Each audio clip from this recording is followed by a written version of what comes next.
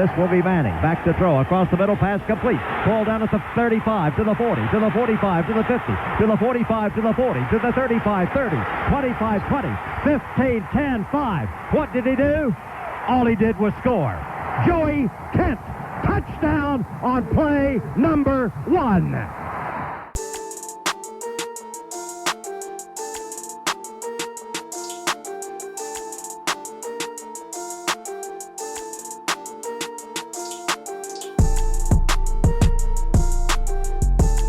You're listening to the RTI podcast, powered by RockyTopInsider.com. Welcome into the Rocky Top Insider podcast. I am your host, Ben McKee, joined on this beautiful Friday. Well, I say beautiful. It's not all that beautiful outside. In fact, it's downright ugly outside, has been the past 2 days here in Knoxville.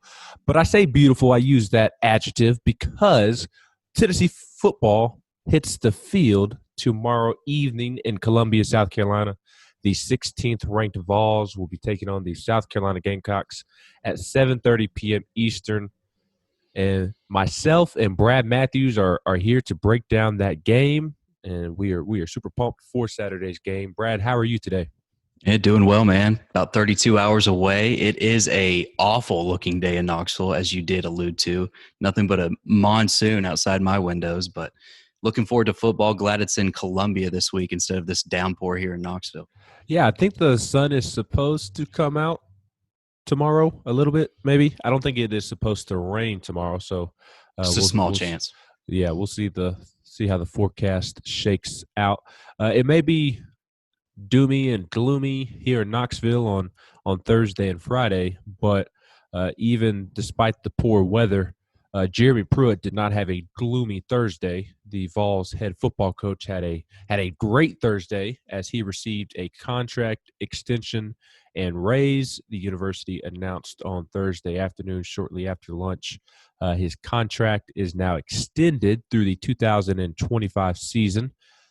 And his compensation, which is currently set for $3.8 million in 2020. He will not receive his raise for this football season, but looking to 2021, next season, he will receive a $400,000 raise. So his salary will jump from $3.8 million this year to $4.2 million next year, beginning in 2021. Brad, your reaction when you saw that the Vols head football coach received a contract extension and a raise? I think they're both deserved. And it's a small sample size, of course, but entering year 3, you've seen progress, not only on the field when it comes to wins and losses, but you've seen the development of a team and the culture of a team take strides each and every year under this man. So I think to keep a good football coach around, you always want to be throwing some more money at him. And this is a small step. I think Tennessee ultimately, if Jeremy Pruitt does what we all hope he can this year and next year, they need to take another step. I mean, they're just now inching over that $4.2 million a year mark. And I know in the grand scheme of things and looking at all of life, that's a ton of money that we're paying these football coaches. But when you look at D1 football coaches and the best football coaches in America, it's still way down on the totem pole. And if you want Jeremy Pruitt to look at Tennessee as this is my future home for as long as they will have me, which I currently don't think he views it as, we're going to have to see not only him continue to take this step on the field with this football program, but we're going to have to pony up the dough. And it's hard to pony up the dough or think about ponying up the dough because of everything that our athletic department has gone through with previous football coaches and basketball coaches. But still, that's how important I think keeping Jeremy Pruitt is. When you look at his quotes, Ben, this is why I have this inkling. Pruitt is very happy that he's at Tennessee and he's thankful for the opportunity. But right now, I don't view it as the place that he wants to call home for the future. He says, my family and I are grateful for the unwavering commitment that the University of Tennessee has made to us. We have worked hard to build a program the right way in a short amount of time, and there's still much work to be done. It's a privilege to coach and mentor the outstanding young men who represent the University of Tennessee. We are excited about the future, and we will continue to build a program Tennessee fans can be proud of. he says the right things, but it's not like our program, my Tennessee Volunteers. He doesn't necessarily speak to it as this is my place. And I might be reading into it, Ben, but that's just my general thoughts as we see this contract extension, because I think Jeremy Pruitt is one heck of a football coach, and being born and raised here, I want to see him here for a long time. He's got those Alabama ties, and there's going to be very hard to dig those roots up. Yeah, that is definitely a unique perspective from Pruitt's quotes in the press release that Tennessee released on Thursday. I don't think you're totally off base. There were some, rumblings behind the scenes when Pruitt first got the job that he was wanting to use this as a stepping stone to get elsewhere. Now, that was 2 to 3 years ago, and a lot has changed. And I know for a fact that Knoxville, Tennessee football has exceeded his expectations. So I don't want to read into it too much. I don't think you are. I think it's fair to point that out, and definitely a unique perspective to have that I don't think should be diminished, because I think it's a fair point. So it's definitely something to keep an eye on.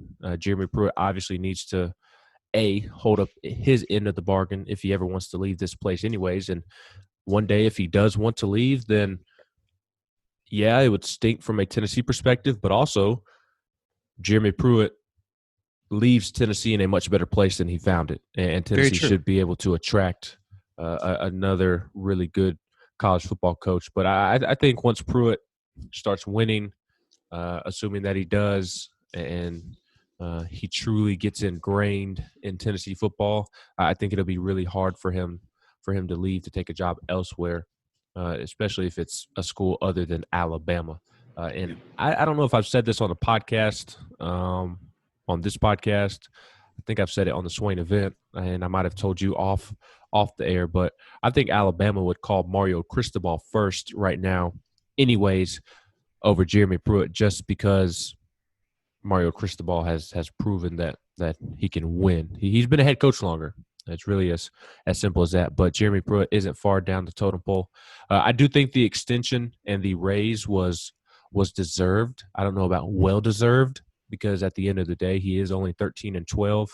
And this is window painting for recruiting. This is what this is. Not that the extension or the raise wasn't deserved. He does deserve it. He deserves. He took over a mess.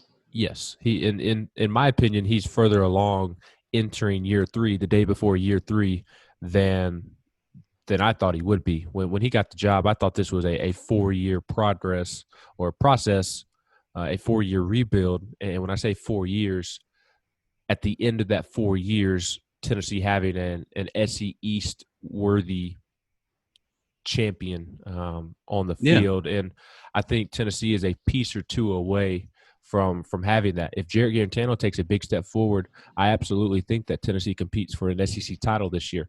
I don't think Tennessee wins an SEC East title, but if JG takes a step forward this fall, then Tennessee is going to be competing with Florida and Georgia and Kentucky to make it to Atlanta this fall. So I do think Tennessee is ahead of schedule. This is mainly done for recruiting. But at the end of the day, he does deserve it, especially when you look at how he finished last season and what he's been able to do on the recruiting trail. Yeah, and recruiting or not, I don't think Coach Fulmer, athletic director Philip Fulmer, is going to give Jeremy Pruitt a raise if he doesn't deserve it. Remember, this is a first-time head coach, first time he's ever coached, or he was ever the head coach at the D1 level, and he's jumping into the SEC following what Butch Jones left behind. There was a lot of things going against Jeremy Pruitt and whether or not he could have success. And I think the strides and the way you finished the 2019 season, that was enough for Fulmer to, say, hey, we want to keep you here at least this much longer, keep proving on this track, and we'll give you a lot of money.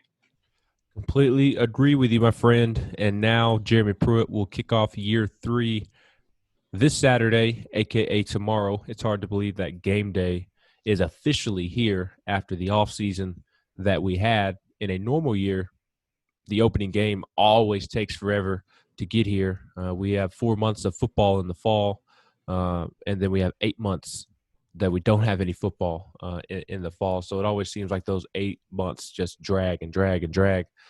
But on top of the normal drag that we typically have each off season, we didn't know if the season was going to get underway because of COVID. And thank goodness we are finally here. So super pumped to see how the Vols look on Saturday night. And what Brad and I want to do before we get to an interview, I'm going to play the interview that Swain and myself had on Thursday's show of the Swain event. We had Hale McGranahan on of the Big Spur 247, had a ton of great insight to the South Carolina football program, their strengths and weaknesses coming out of fall camp, where they're at with the quarterback position, expectations for Will Muschamp this fall. Just a really great, insightful interview we had on the Swain event with Hale McGranahan. I'm going to play that here on the podcast as well, because quite frankly, to peel the curtain back a little bit, obviously I want to have a guest on each week here on the podcast previewing the team that Tennessee is playing and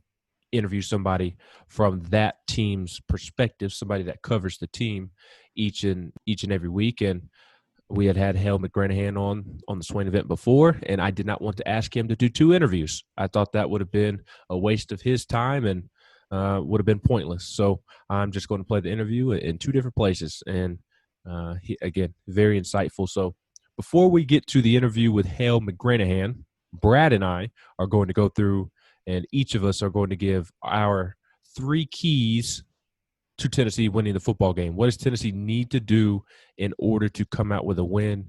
And then after we give our 3 keys to winning the football game, we'll give a prediction, and then we'll get out of here and listen to Hale McGranahan drop some knowledge on us about South Carolina. So, Brad, your number 1 key to Tennessee winning this football game, or we can go the reverse order. Your 3rd key to Tennessee winning the football game.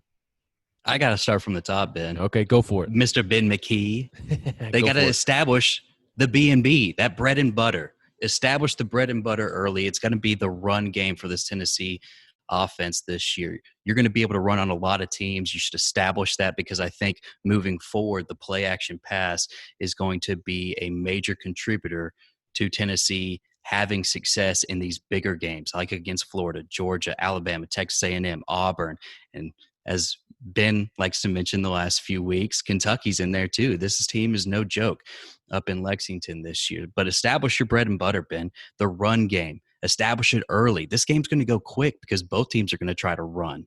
I think this is going to be a very quick game. Could be under 2 hours because the clock's going to be rolling. Tennessee's going to dominate time of possession, and that's what they need to do. Number 1 key is establish that run game.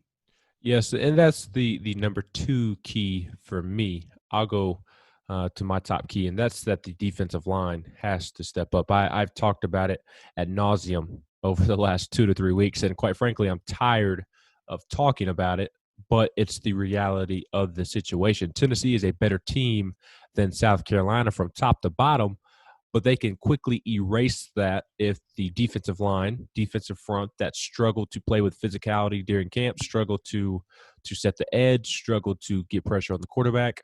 If they struggle against South Carolina's offensive line will absolutely take advantage of Tennessee. South Carolina's offensive line is the best unit on the offensive side of the ball, the second best unit on the entire team. I'll take South Carolina's secondary as the best unit on Agreed. the team, and right behind them is an offensive line that returns 7 people who have experience. And when I say experience, they have started at this level. The interior of their offensive line is the strongest point of that line. You look at Sedarius Hutcherson at left guard. He's an All-SEC second-team member, NFL draft prospect. You look at redshirt junior Eric Douglas, who started 1 game at right guard last season before suffering an ankle sprain that limited him to 8 more games as a backup, but he's back and healthy, expected to have a big year. And then at right guard, Javon Gwynn, a redshirt sophomore who started 11 of 13 games last year. And he's just a typical offensive lineman that just has ridiculous strength. And then you look at the tackle positions. They're unsettled there, but Dylan Wanham is a guy that is going to start at either tackle spot. And then they have 3 guys in Justin Turrentine, Ja'Kai Moore, and Jalen Nichols, and even true freshman Vershawn Lee has gotten into the mix. They have 3 to 4 guys opposite of Dylan Wanham at right tackle that are expected or viewed as interchangeable. So nobody's really separated themselves, but according to reports, South Carolina feels good with any of them in there. It's just a matter of establishing who is the best one out of those 3 to 4 really good options. So I agree with what you said about the run game.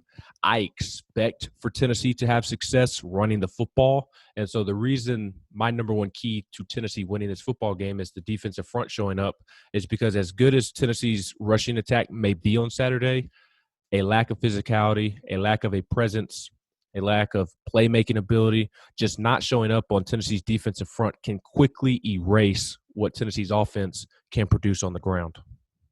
Yeah, well said. Number two, I'm going to stay on it. Go for it. Go ahead. No, you go ahead. I was going to ask you your number two key there. Sound defensively. Got to be sound defensively. Obviously, you mentioned the physicality standpoint up front and going up against the second best position group that South Carolina has in their offensive line. You better be ready to play, and not only be ready to play, but those guys need to stay healthy, Ben. I think healthy in general is a huge thing for all of these teams. But form tackles, staying within yourself mentally. You know, these first game coming off of a weird off season, you're going to have some mistakes. Can you limit them? Jumping off offsides, the pre-snap penalties, and just having your head screwed on straight. Football IQ, how quickly can you get that back stirring in your head as just a second thought process? It's in there naturally. You're not having to think, as we've heard so much about Jeremy Pruitt talking about this defense. They're not there thinking. They're just out there playing. How quickly can they transition from offseason into game one? Being sound defensively is my number two key. Yeah, and that's a good one. And it'll be interesting to see if either team is sound defensively. Because you got to remember what happened in the first two games last year. Yep. I mean, those games should have never been that close, and we know that. But what happened against BYU? A mental error and letting a guy get behind you when all they had was throwing deep. That's just a mental error that should easily be canceled out if you put your mind to it and if you practice the right way coming into the season. And we could talk about Georgia State, but we probably don't want to. No, we don't. So I'm going to keep it moving. But we'll see if Tennessee is able to be sound defensively, because on top of getting off to a slow start last year, I don't expect them to get off to a slow start like they did last year. If they do get off to a slow start this year in terms of missing tackles, it's going to be because they were unable to be physical during fall camp. And I understand that some are going to want to blame Jeremy Pruitt for that, but I don't understand how you blame Jeremy Pruitt for that when they were unable to be physical during fall camp because of COVID. I mean, that is the reason. It's not anybody's choice to not be physical. They just could not. COVID and the amount of people that were out due to contact tracing just would not allow them to be physical and hold a true scrimmage. Even their third and final scrimmage wasn't ideal. Got about 80 to 90 plays in. And then you hear reports about Alabama having 140, 150 play scrimmages. I mean, Tennessee was working behind the 8 ball during fall camp. Strictly because of COVID, excuse me. So we'll see how that plays out. Definitely a concern, and it's something that also contributed to the defensive front being or playing with a lack of physicality during fall camp. So hopefully over the last 10 days, practice has been better, which it has been. There's a sense of normalcy over the last week and a half from that Tennessee football program, and there's a sense of confidence going into this game now that they have everybody back. But definitely something to watch for. My number two key is your first one. Tennessee has to be efficient running the football. I expect them to. That's not why they're number two for me. They're number two for me because they have to be efficient. If they are not, that puts a ton of pressure on Jarrett Garantano and a young, inexperienced receiver group going up against a South Carolina secondary that could present some problems if Tennessee isn't able to run the football. I like Tennessee's receiver room. I like Josh Palmer. I like the perspective of Jalen Hyatt and Ramel Keaton and Cedric Tillman. Those guys have had great off seasons, great fall camps. Velus Jones. There's a good group right there. Unproven, but a good group. And I have confidence that they'll have a good season. but their first test of the season is going up against a secondary that has 3 all-SEC caliber players in it. You look at Israel Mukuamu, their corner. He's a likely first-round pick after this season.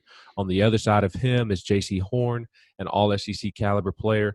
And then at safety is Jamie Robinson, a sophomore who was on the all-SEC freshman team last year and finished third on South Carolina's defense with 62 tackles as a true freshman. So if Tennessee's unable to get the ball going on the ground, that's going to put a lot of pressure on JG, who's looking to prove himself as well, along with the wide receiver core going up against a very strong secondary. And I don't think you want to have that issue. So I do expect for Tennessee to have success running the football, but because of how much they have to make sure they get their job done, that's why it's number 2 for me. Yeah, well said. Number 3 for me is capitalizing on turnovers and winning the turnover battle. First game coming in the SEC, not only your opener, but it's in the SEC. My goodness, I think we're going to see a lot of balls on the ground, a lot of interceptions, a lot of miscommunications throughout the conference. But how much can we limit it here in Columbia on Saturday night? I think that's important for Tennessee. You have to expect it. There's going to be some pre-snap penalties. There's going to be some turnovers. But what can you do to limit those turnovers offensively, and what can you do to capitalize them defensively? I think that's a huge key for Tennessee, really not only in this game, but moving forward in some of these 50-50 games like against Kentucky, Auburn, Texas A&M. My third key goes along with that, and it's Jarrett Garantano. I am a believer that Jarrett Garantano will take a step forward this season. And what I mean by that is I think you'll see him play more consistently throughout the season. I just don't know how good and impactful he is going to be. Again, I think he's going to be more consistent, which if the JG that played in the second half against Kentucky, played against Missouri, second half of Mississippi State, Auburn in 2018, as you said, which I didn't mention that because I don't think we'll see that level of JG consistently. I think it'll be more nice. It would be nice. I mean, if he does that, Tennessee, legitimate SEC East title contender. I mean, JG won National Player of the Week that week, and that was against an Auburn defense that finished 4th in the SEC in scoring defense that year. So that JG, I mean, we're talking about SEC Comeback Player of the Year, SEC Player of the Year. That would dramatically change the outlook of this football team. But if we can just get Missouri JG, second half Kentucky JG, second half Mississippi State, South Carolina JG, the JG that stays within himself, is on time with the football, and makes good decisions, which he's always been a good decision maker until last season, and that's why his struggles last year were so baffling. So who knows what we're going to get from JG, but he's got to go do it. And while I have confidence that he is going to be more consistent this year, he still has to go out and do it, and it starts this weekend. I mean, he has to play well or Tennessee will lose. It's that simple, and we'll see what happens. But he's got to go out there and prove it this weekend. Again, just stay within himself. Don't turn the football over. Feed off the running game. Be successful in play action, which when he has found success during his career, he's been excellent as a play action passer. And if you're running the football well, that should present itself. So my third key is just simple. Jarrett Garantano has to play well. Can't go out there and have 2 interceptions or an interception or a bunch of three and outs in the first half. That will quickly kill any hope or momentum that Tennessee football, any energy that Tennessee football has right now. It'll kill it right out of the gate. So we can't have that happen. So that is my third key. Before we get out of here, go ahead, Brad. Out of all the criticisms that we hear about JG, what do you think is the most important that he needs to get fixed heading into this year? I mean, I'm expecting, like you, some progress, the next step up for JG, whatever that may be, being in the second year with Jim Chaney. It's the first time he's ever had 2 years with the same OC. I think that's going to make a huge difference. For me, get rid of the football. Get it out of your hands. All this double clutching and the pumping. I don't care if you throw it out of bounds past the sticks. Live to see another down. Just get rid of the football and be decisive with your decision making, whether it's to your X, Y, or Z, or whether it's throwing out to the boundary. Yeah, and or even just checking down to the running back. I mean, you saw Nick Saban preaching over and over to Tua last year that you don't go broke turning a profit. And what he meant by that is that, yeah, you would like to hit Jerry Jeudy or Devontae Smith or Jalen Waddle or one of those big-time Alabama receivers down the field. You would love that, but you don't need to force it. And at minimum, take the profit, live to see another day by checking it down to the running back that at minimum gets you 2, 3, 4, 5 yards. And with those Bama backs, they can get you a first down just by checking down. And I think Tennessee has weapons out of the backfield as pass catchers that can pick up first downs by making a guy miss if you just simply check it down. So I'm with you. That's what I'm looking at too, just getting the ball out on time. And he's done that in fall camp. He's done that over the summer. The coaches have liked what they have seen from him in that department. Jim Chaney credits it to being more confident, knowing what to expect, knowing the system. He's not thinking as much. So he's made that improvement during practice and fall camp. We'll see if it comes to fruition in the games this week. Practice has never really been a problem for JG. We'll see how it plays out this Saturday. But before we get out of here, your prediction for Saturday's game and why? 27-17 is my prediction. Vols? Yes, Vols are going to win. No question there. An important note. 27-17. Nothing really comes to mind why those numbers. I don't think we're going to see a ton of scoring. And I think it's going to be, like I said earlier, a pretty quick game. So a couple quick touchdowns. Magley maybe gets, good field position after a Tennessee turnover. 3 and out. He kicks a long field goal and tacks on another one late. 27-17 Vols. Yeah, I'm in that same department. I'm Tennessee 24-20. I think it'll be a low-scoring, ugly football game. I think Tennessee will have success on the ground running the football.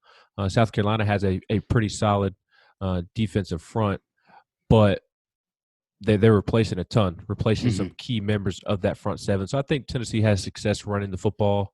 I think the defense plays bend but don't break defense as that defensive front adjusts to somebody other than its own offensive line going up against its own offensive line in practice. So Tennessee, quite frankly, more talented from top to bottom. I'm concerned about the lack of physicality, but I do think Tennessee wins a close, ugly football game, 24-20. Who's on upset watch this week in the SEC?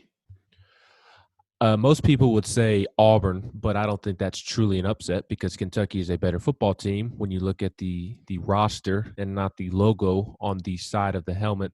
I agree with you. I mean, that would be my choice because technically it is an upset pick because Auburn is ranked higher and they're the home favorite, a significant home favorite. Outside of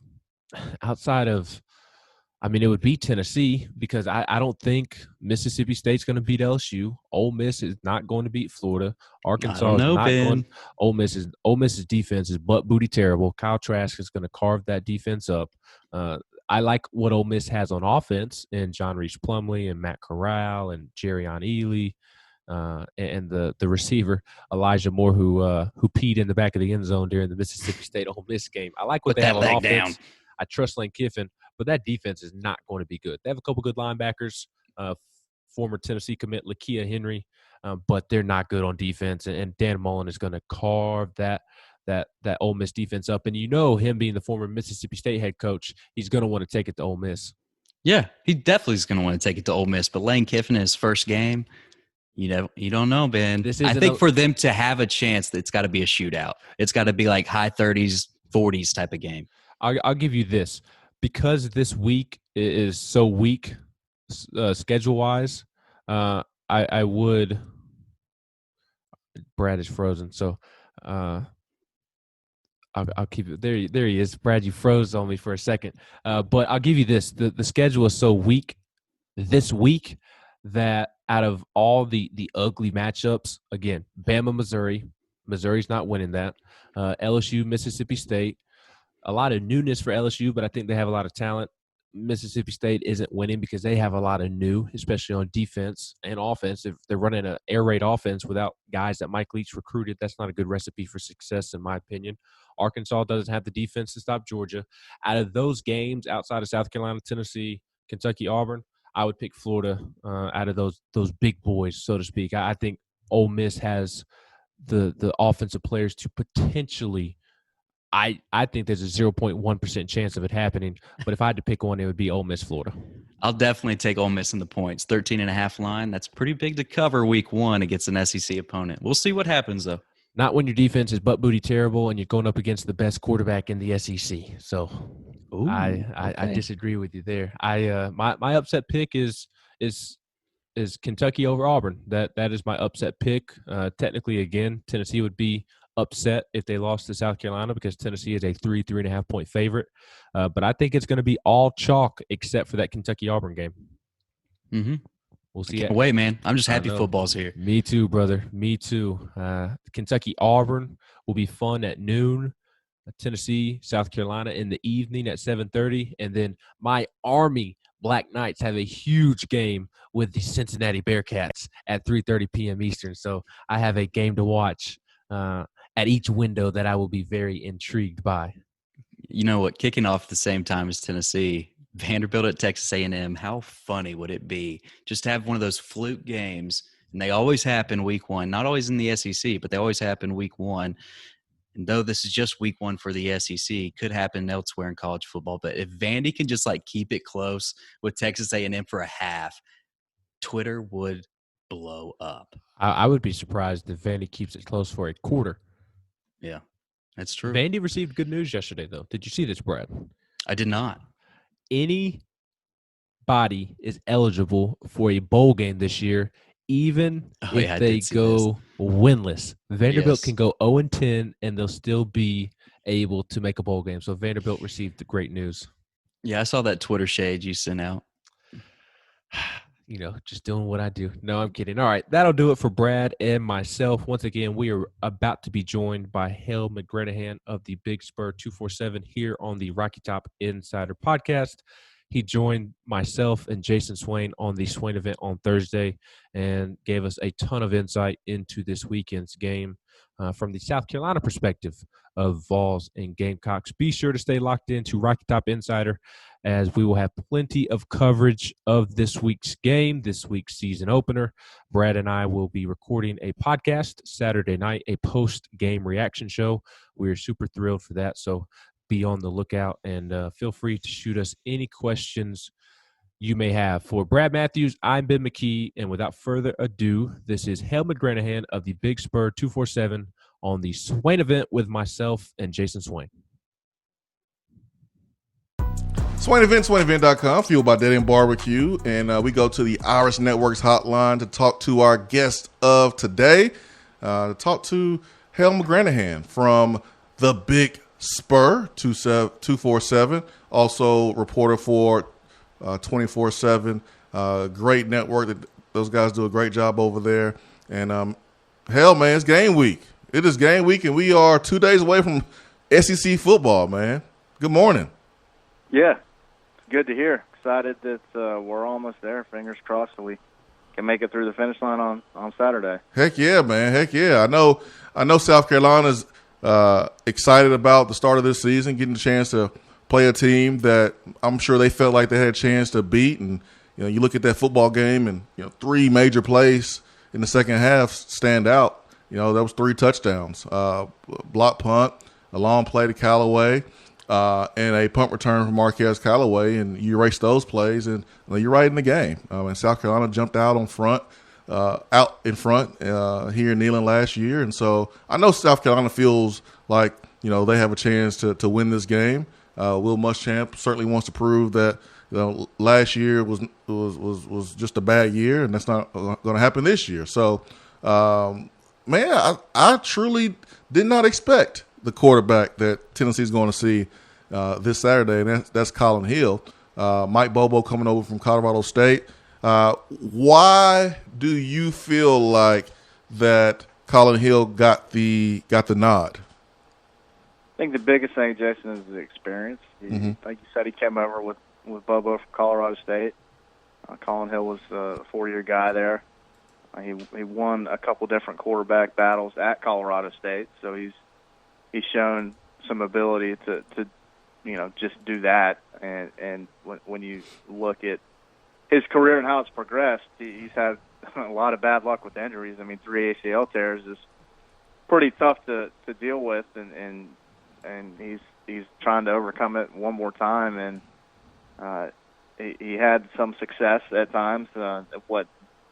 A world beater by any means, but he was able to put up some decent numbers from time to time. Some of that might have been the opponent, but I mean he's a pretty talented quarterback. He is pretty comparable to Ryan Helinski, the guy who was the starter for 11 games last season, and the guy the Vols got to play last year. And I think he's just an older, more mature, seasoned version of Ryan Helinski. Pocket passers who aren't really mobile, and from the dual threat sense. They're able to maneuver within the pocket and make things work that way, and to be able to find the passing lane or avoid the rush. But a guy who's, again, experienced, knows the offense like the back of his hand, and is going to be able to bring maybe a sense of calmness to a group on that side of the ball, because that skill position group is awfully young for South Carolina, very inexperienced as well. So maybe that'll help give South Carolina a bit of an advantage with Colin Hill out there at quarterback. That skill position group was my next question. What is the level of optimism that this South Carolina receiver room that loses Brian Edwards to the NFL, Jalen Brooks, the transfer, was denied eligibility this week? What is the level of optimism that they can help Colin Hill get the job done? It's tough to say, because it's not the highest, and a big reason for that is it's so young. Like I said, it's got a lot of first-year guys.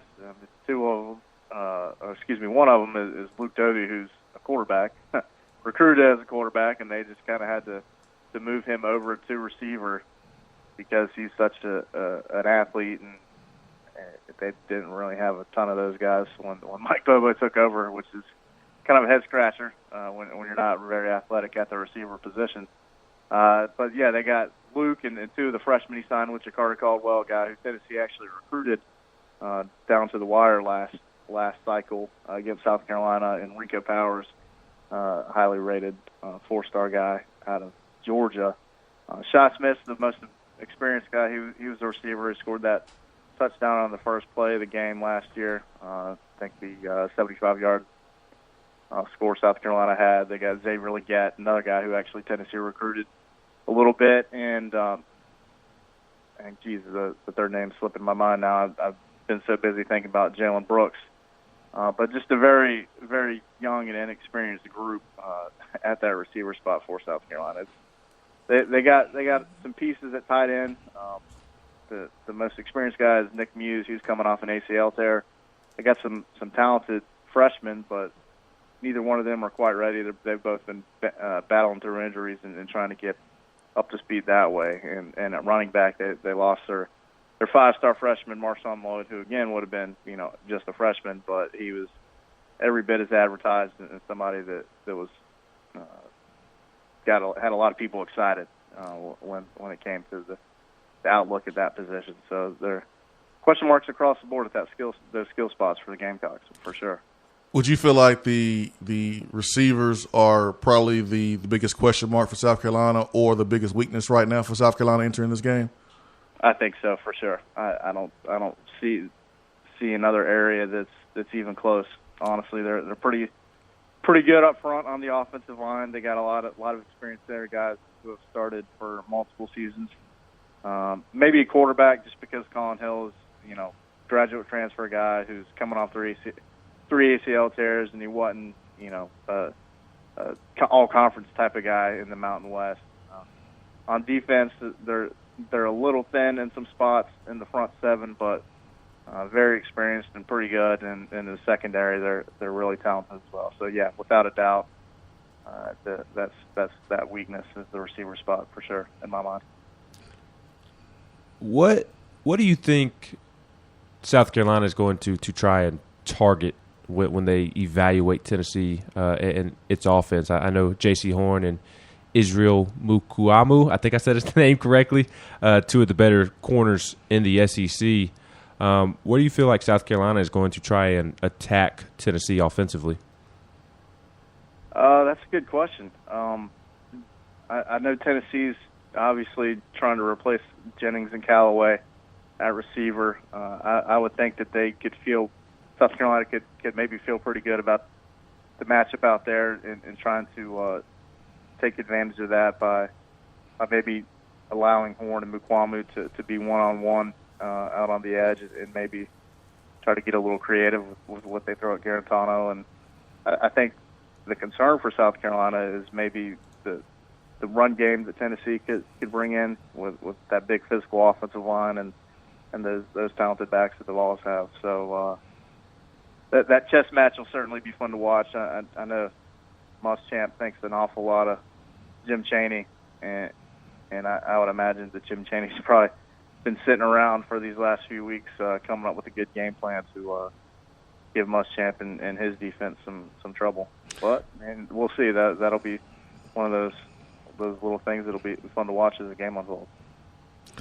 Joined by Hale McGranahan of the Big Spur here in the Swain event. I wonder about just offensive chemistry, team dynamic. Here you have a freshman that came in last year. He's not a normal freshman. I mean, you look at what he's done off the football field to inspire so many people, bringing awareness to suicide and mental health. And I'm pretty sure that he was able to galvanize and earn a lot of respect from his teammates. And then, he goes in his sophomore season and folks feel like he's going to be the guy for the next, 3 years of his career. And then here comes a grad transfer, a new quarterback comes in along with the new offensive coordinator. What's the team dynamic there at the quarterback position? I remember being part of that as a player here at Tennessee where you have your guys that prefer one quarterback and then you have your guys that prefer a different one. What was the response from the team? I don't get the sense that there was any kind of inner turmoil, something along those lines. I think it all happened pretty quickly because Bobo was hired in December, and I can't remember exactly when Colin Hill committed to come, but I mean it was within a month of Bobo being hired that it was going down, and then spring practice rolled around, and Hill was out with his knee injury as he was still coming back from that, and 5 practices in, and the rest gets cut because of the virus, and the team can't come back to campus. So it's probably a little tough to look at it that way because of all the circumstances that are involved with it. I do know this, that the people around the program, players, coaches, everybody top to bottom, they just want to win more. I mean, the 4-8 season last year was obviously not good. They were 7-6 the year before that, coming off a 28-0 loss to Virginia in the bowl game. They just want to win. And Hilinski, for all the good things that he does away from the field and the story that is and how that's touched a lot of people across the country, mm-hmm. There's a lot to be said for that. But I don't think that's as big a thing as some people might look at it as for like the team dynamic. Like, yeah, guys support him and all that, but I mean, nobody's sitting there looking at Ryan Hilinski and all that stuff and saying, well, nobody with any sense from a football standpoint is sitting there saying, well, that should be good enough to make him the guy. I mean, and you look at what he did last season and some of the issues that Hilinski had to deal with as a freshman quarterback being thrown into the mix after one game was when the senior gets hurt, Jake Bentley gets hurt. Hilinski has to go in there, and he's doing it within an offense that had a coordinator who got fired, didn't have a lot of help outside of Brian Edwards, who's now playing for the Raiders. And he himself was a little hurt as well, but he still wasn't all that spectacular, to be quite honest. I mean, you looked at what he did against Tennessee. There was that first play of the game to Shi Smith. Didn't do much after that. You go back to the Alabama game, he put up some nice yards and had a couple touchdown passes, but one of the touchdowns should have been intercepted. One of them was in garbage time with 11 seconds to play, and he still averaged like 5.7 yards per pass, which would have been lower than his season average yards per pass was 5.8, and that would have been which was last in the SEC. So for all that to say this, Ryan Hilinski, he had some tough circumstances last season, but he still really, to me, he needed somebody to come in and challenge him for that quarterback spot for the starting spot in 2020, and he didn't win the job. So I think if you're a player in that locker room, you're thinking, all right, well, we got somebody else who might be a little bit better and give us a better chance to win. So I don't think there's really any kind of controversy in that sense. I'm sure you've been asked this question a million times this offseason, so I apologize for being the next in line to ask it. But do you think Will Muschamp survives this season if it is a bad season? I'm not necessarily saying that South Carolina will be bad. I don't think that they will be a bad football team, but it's hard not to be pessimistic when you look at the beginning of this schedule. If they do start out 0-1 with a loss to Tennessee, then they have at Florida, and then after Vanderbilt, Auburn, LSU, and Texas A&M. I mean, that could be a brutal start in a COVID year. Do you think Will Muschamp could survive another bad season? Yeah, 6 months ago I'd had a different answer, obviously. I don't know. with some of the budget shortfalls that South Carolina is going to be dealing with, and obviously everybody else around the country is dealing with similar types of situations, that's really hard to say. I don't know that anybody can quantify it at this point, like from the standpoint of how many games they got to win for him to be back at 21. I think the biggest thing is that they just don't get boat raced like they have in some games, especially against teams like Georgia. I mean, obviously they beat Georgia last year, but they took some pretty big losses to them. They hadn't beaten A&M ever. They got LSU on the schedule. They got to go out there. I can't remember the last time they beat Auburn. Fortunately for them, Clemson's off the schedule, so I don't have to worry about that loss. You start adding them up, and we haven't even talked about this Tennessee game. We haven't talked about the last game of the season against Kentucky. That's a pretty good team. It goes on and on and on, and you look at it, and it's like, all right, well, how can we reasonably say that this is a program that's heading in the right direction, even if there aren't, 6, 7, 8 wins to count up at the end of the season? To me, the biggest thing that they got to show is just, are they competitive? Is the offense better than what it was? Is the defense playing closer to the level that people expect a Will Muschamp defense to play to? And some of the issues from that sense are as a result of the offense being so bad that the defense just tires out by the fourth quarter. So it's a long answer to say all this. I think that they've got a chance to be back in 21 if they can be competitive and win the games they should, and there aren't many of them. I mean, it's Missouri and Vanderbilt. You got to win those two. But then these kind of toss-up games, like Tennessee's one, I'd say Kentucky at the end of the season's another. And there are a couple sprinkled out throughout the schedule. Then they got to win, find another Georgia that they can win another game that they're not supposed to.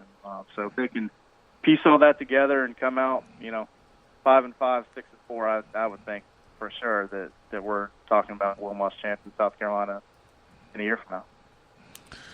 Hale McGranahan here in the Swain event, the Big Spur 247. You guys have been doing a great job over there, providing the Gamecock fans with information and providing the enemy Tennessee with stuff too, man. So we appreciate that, man. You guys doing a great job and really, really appreciate your time. Last question before I get you out of here. Give me the NFL guys on that South Carolina roster. Current NFL or the future NFL guys? Yeah, the future NFL guys. Yeah, that will be playing in the NFL next year. Yeah, next year. Okay. Well, I'll say this: J.C. Horn is probably the guy to start with. I know obviously Israel Mukuamu gets a lot of the attention from folks around the country after he had his 3 interception game against Georgia last year. But Horn of the two is the more talented guy, and he's the son of Joe Horn, former NFL receiver, played for the Saints. So he's got the bloodlines. He doesn't necessarily have the production to match. He doesn't have an interception yet in his career, which is kind of crazy to think. But he's a really good player, a guy who can play pretty much anywhere in the secondary. I would think he's at the top of the list as far as pro prospects on this roster. Another guy, Sedarius Hutcherson, who's going to play left guard tomorrow night or Saturday night, played some tackle. A very experienced player, and when you look at NFL rosters, especially along the offensive line, and how they need guys who are able to move to a different spot at a moment's notice because of the way injuries and how the rosters are constructed. He's a guy who I think is going to have a career in the NFL. Let me think. Along the defensive line, there are some younger guys, Zach Pickens and Rick Sandage, who are not in the starting 11, but guys who are big, talented dudes who, if they could just put it together and have some good production, they could get there. Pickens obviously a sophomore, so he can't be there next year, and Sandage would need to have a really good year. Another guy up front who, if he has a really good year, and he's going to start, Kingsley Mbare, JJ Mbare as they call him. If he has a highly productive season playing that defensive end outside linebacker hybrid position, the buck spot, he could be a guy we're talking about. I think Ernest Jones is another linebacker. The thing with this team is that they've got some older, more experienced guys, but I don't know that they have any who are like jump out at you beyond the guys that have names that are real jump out at you future pros at this point. But a lot of younger, talented guys who could get there one day. Well, man, I appreciate it, Hell, man. Good job, good stuff, man. Good to have you back on again, and we'll see what happens. I didn't get your prediction, but real quick, if you want to give me your prediction, man, I'd love to hear it. Oof.